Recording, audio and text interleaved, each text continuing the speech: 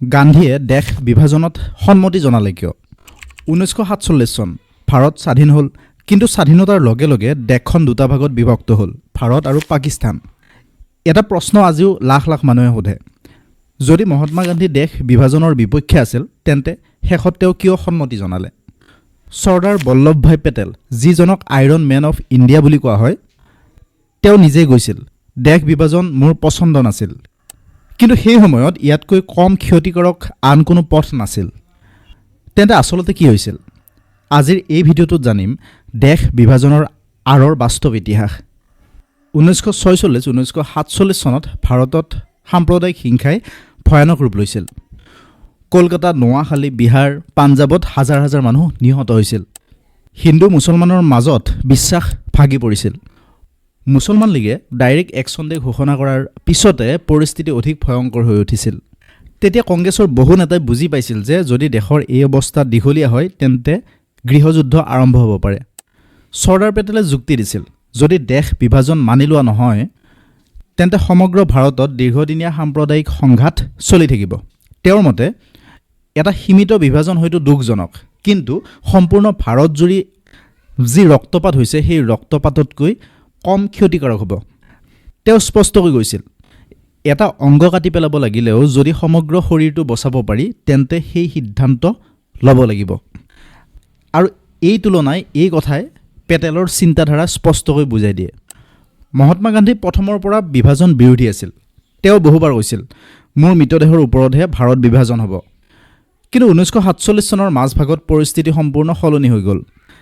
দেশৰ বিভিন্ন স্থানত হত্যাকাণ্ড চলি থাকিল আৰু লাখ লাখ মানুহ ঘৰ বাৰী এৰি পলাই গৈছিল। তেতিয়া গান্ধীজীয়ে অনুভৱ কৰিছিল যে যদি ইয়াত অকণমান এৰা ধৰা কৰা নহয় তেন্তে হিংসা আৰু বৃদ্ধি পাব। শেষত তেওঁৰ মনত কষ্ট হ'লেও দেশ বিভাজনত বাধা নিদিবলৈ সিদ্ধান্ত লয়। কিন্তু তেওঁ বিভাজনক সমৰ্থন কৰা নাছিল। অধিক ৰক্তপাত যাতে নহয়, ৰক্তপাত ৰোধ কৰিবলৈ প্ৰতিবাদ নকৰাৰ পথ বাছি লৈছিল। আৰু এটা সময়ত ব্ৰিটিছ চৰকাৰেও স্পষ্ট কৰি দিছিল যে ক্ষমতা হস্তান্তৰ অতি সোনকালে কৰা হ'ব। কিন্তু যদি ভাৰতীয় নেতাসকল একমত নহয় তেন্তে দেশত বিশৃংখলতা আৰু অধিক বৃদ্ধি পাব। লৰ্ড মাউণ্টবেটেনে বিভাজনৰ পৰিকল্পনা আগবঢ়ায়। পেটেল, নেহৰু এনেকৈ অধিকাংশ কংগ্ৰেছৰ নেতাই বহুতো আলোচনাৰ পিছত সেই পৰিকল্পনা গ্ৰহণ কৰে। কাৰণ তেওঁলোকৰ বিশ্বাস কৰিছিল যে স্বাধীন ভাৰতক বচাবলৈ এইটোৱেই আছিল আটাইতকৈ বাস্তৱসন্মত সিদ্ধান্ত। অৱশ্যে ইতিহাসবিদসকলৰ মাজত এই বিষয়ত এতিয়াও মতভেদ আছে। এটা পক্ষই কয় যে বিভাজন অনিবাৰ্য আছিল, দৰকাৰী আছিল, আৰু আন এটা পক্ষই কয় যে যদি অধিক সময় আলোচনা চলিলহেঁতেন তেন্তে হয়তো বিভাজন এৰাব পৰা গ'লহেঁতেন। সেইবাবে দেশ বিভাজনৰ ইতিহাস কেৱল ৰাজনীতি নহয়, ই লাখ লাখ মানুহৰ জীৱন, ঘৰবাৰী আৰু শান্তি ৰক্ষাৰ ইতিহাস। সেই 1947 চনৰ দেশ বিভাজনে প্ৰায় 1 কোটিতকৈ অধিক মানুহক অন্ধকাৰ ভৱিষ্যতৰ ফালে ঠেলি দিছিল। লাখ লাখ পৰিয়াল ভাগি গৈছিল, অসংখ্য নিৰীহ মানুহে জীৱন হেৰুৱাইছিল। সেইবাবে দেশ বিভাজনৰ ইতিহাস আলোচনা কৰাৰ সময়ত কেৱল ৰাজনৈতিক সিদ্ধান্ত নহয়, মানুহৰ সেই যন্ত্ৰণাৰ কথাও আলোচনা কৰা উচিত। কিন্তু ভাৰত আৰু পাকিস্তান যদিও বেলেগ বেলেগ হ'ল, ভাৰতৰ বাকী অংশবোৰ কেনেকৈ এক কৰা হ'ল? এই ক্ষেত্ৰত চৰ্দাৰ পেটেলে ভাৰতৰ মানচিত্ৰখন কেনেকৈ বচাইছিল? 1947 চনৰ 15 আগষ্টৰ ভাৰতবৰ্ষ স্বাধীন হ'ল, কিন্তু স্বাধীনতা লাভ কৰাৰ পিছতো ভাৰত সম্পূৰ্ণ এক দেশ নাছিল। সেই সময়ত সেই ব্ৰিটিছৰ ভাৰতবৰ্ষৰ বাহিৰেও আছিল প্ৰায় 560খনৰো অধিক দেশীয় ৰাজ্য।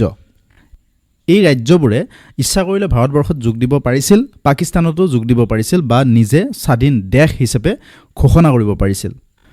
যদি তেনেকুৱা হ'লহেঁতেন তেন্তে আজিৰ ভাৰতবৰ্ষৰ মানচিত্ৰখন, ভাৰতবৰ্ষৰ মেপখন সম্পূৰ্ণ বেলেগ হ'লহেঁতেন।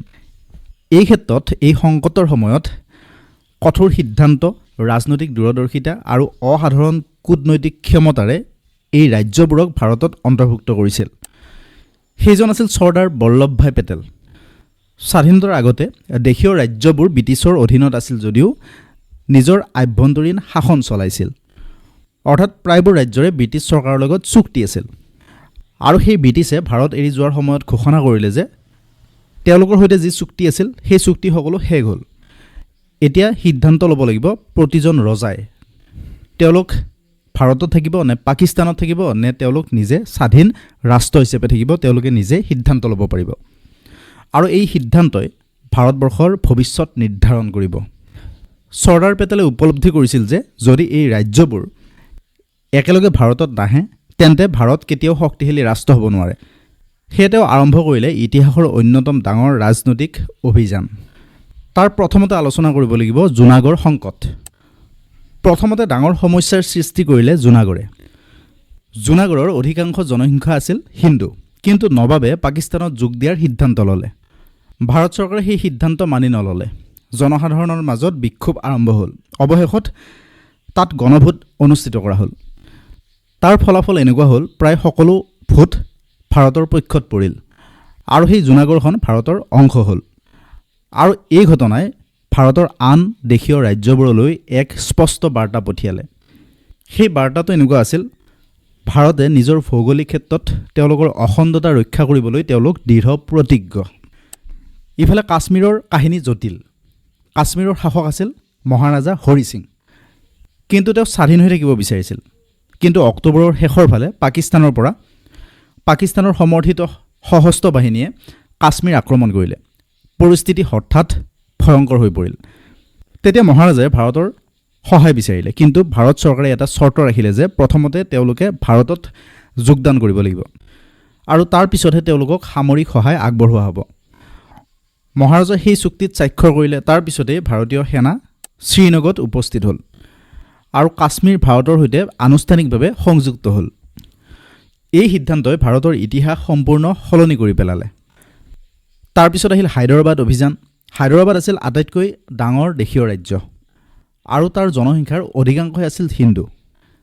কিন্তু তাৰ নিজামে ভাৰতত যোগদান কৰিবলৈ অস্বীকাৰ কৰিলে কিন্তু তেওঁলোক স্বাধীন হৈ থাকিবলৈ বিচাৰিলে ইফালে ৰজাকাৰ বাহিনীয়ে হিংসা আৰম্ভ কৰিলে আলোচনা বহুদিন চলিল কিন্তু কোনো সমাধান নহ'ল অৱশেষত 1948 চনত ভাৰত চৰকাৰে অপাৰেশ্যন পোলো আৰম্ভ কৰিলে মাত্ৰ কেইদিনমানৰ ভিতৰতে নিজামে আত্মসমৰ্পণ কৰিলে আৰু হায়দৰাবাদ ভাৰতৰ অংশ হৈ পৰিল এই অভিযানত পেটেলৰ দৃঢ় সিদ্ধান্ত আৰু তেওঁৰ যি দূৰদৰ্শিতা সেই দূৰদৰ্শিতাই মুখ্য ভূমিকা পালন কৰিছিল স্বাধীন ভাৰতৰ আটাইতকৈ ডাঙৰ সফলতাসমূহৰ ভিতৰত আছিল দেশীয় ৰাজ্যসমূহ একত্ৰিত কৰাটো যদি সেই সময়ত চৰ্দাৰ বল্লভভাই পেটেলে দৃঢ় সিদ্ধান্ত গ্ৰহণ নকৰিলেহেঁতেন আজি ভাৰত হয়তো বহু সৰু সৰু দেশত বিভক্ত হৈ থাকিলেহেঁতেন কাশ্মীৰ জুনাগড় হায়দৰাবাদ এই তিনিটা ঘটনাই তাৰেই প্ৰমাণ কৰে এজন দূৰদৰ্শী নেতাৰ সিদ্ধান্তই এখন দেশৰ ভাগ্য সলনি কৰিব পাৰে সেইকাৰণে চৰ্দাৰ বল্লভভাই পেটেলক ভাৰতৰ লৌহ পুৰুষ বুলি কোৱা হয় আপুনি যদি ভাৰতৰ ইতিহাস অসম বুৰঞ্জী আৰু বিশ্বৰ ইতিহাসৰ এনে গভীৰ তথ্য অসমীয়াত চাব বিচাৰে তেন্তে এই চেনেলটো ছাবস্ক্ৰাইব কৰিব পাৰে ভিডিঅ'টো ভাল লাগিলে লাইক কৰিব শ্বেয়াৰ কৰিব আৰু কমেণ্ট কৰিবলৈ নাপাহৰিব